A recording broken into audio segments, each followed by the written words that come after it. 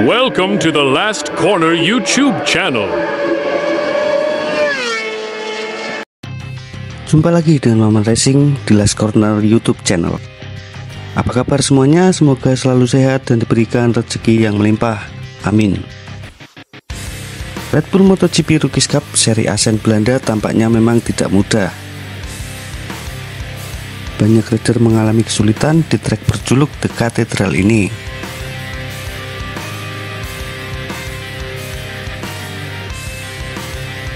Seperti yang sudah saya sampaikan di video sebelumnya, bahwa layout sirkuit ini memang tricky. Hakim Danis yang masuk tahun kedua pun hanya mampu mencatatkan waktu tercepat ke-10. Sementara andalan Indonesia, Veda Ega Pratama, harus puas start dari grid ke-12. Tak hanya di kejuaraan ini saja, bahkan di kelas MotoGP tahun lalu, juaranya adalah Marco Bezzecchi yang notabene pembalap tim satelit Ducati. Dan Fabio Quartararo pun dengan segala kekurangan dari motor Yamaha M1 justru mampu finish di posisi ketiga. Itu membuktikan bahwa power tidaklah cukup untuk menaklukkan sirkuit di Belanda ini. Dan top speed juga bukan segalanya di sirkuit ini.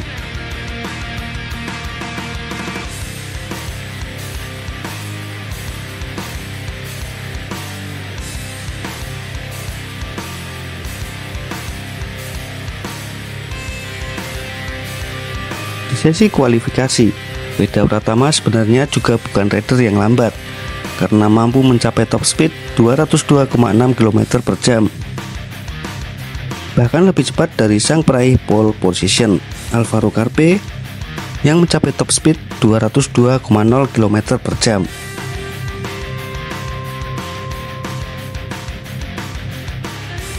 Speed tertinggi dicapai oleh pebalap Italia, Giulio Pugliese, dengan 205,7 km per jam. Dan menempati posisi start ke-7. Lalu apa sebenarnya kendala dari para rider termasuk Veda Pratama? Mari kita bahas dari sisi rider debutan seperti Veda Ega Pratama.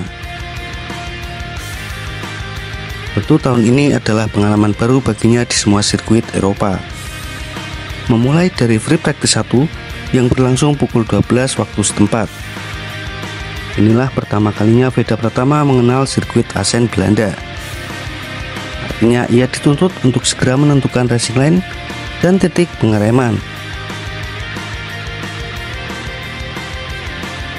Lalu berselang 4,5 jam masuk ke sesi free practice kedua. Nah, disinilah terjadi dilema di dalam diri para pebalap debutan. Bagaimana tidak, free practice 2 pukul 16.25 waktu Belanda. Diberikan waktu sekitar 25 menit saja, atau rata-rata 12 lap tiap pembalap. Free practice 2 adalah sesi atau kesempatan memperbaiki catatan waktu atau posisi dari sesi sebelumnya.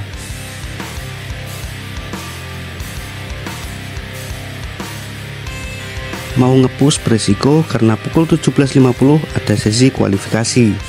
Kalau nggak nge-push, catatan waktu bisa saja malah melorot dan mempengaruhi mental. Jadi serba salah.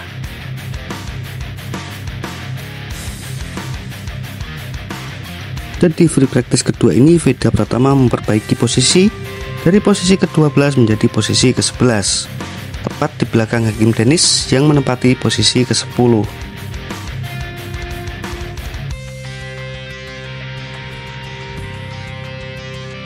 Memasuki sesi kualifikasi, Veda Pratama kembali ke posisi seperti free practice 1, yakni posisi ke-12.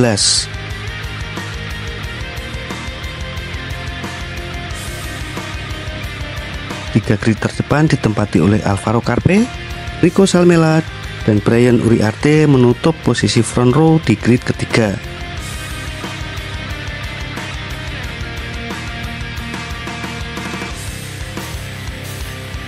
Lalu bagaimana solusinya jika melihat kondisi seperti free practice 1, free practice 2 sampai kualifikasi yang mepet?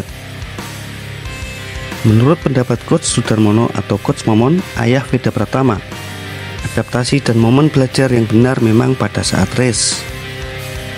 Kalau mau nge-push paling tepat ya pada saat race, kata Coach Momon tadi malam saat kami mengobrol tentang peluang Veda Pratama di seri Asen Belanda kali ini.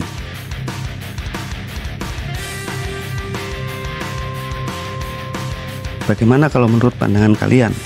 Silahkan tulis di kolom komentar. Di seri Asen kali ini juga ada peserta yang absen, yakni Maximo Huiles.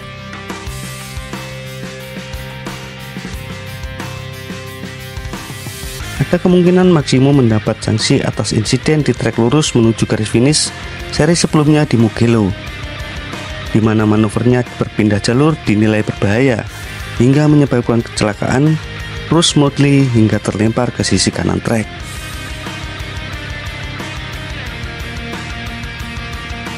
Namun ini hanya kemungkinan saja karena pihak Red Bull MotoGP Rookies Cup tidak merilis apapun dari absennya Maximo di seri kali ini.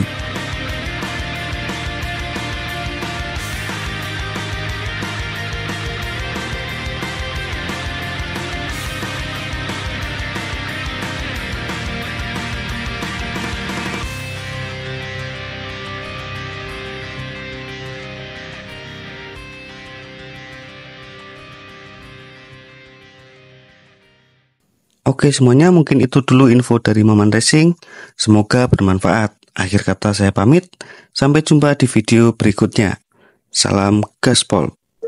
Hai warga Gunung Kidul, apakah kalian mendengarku?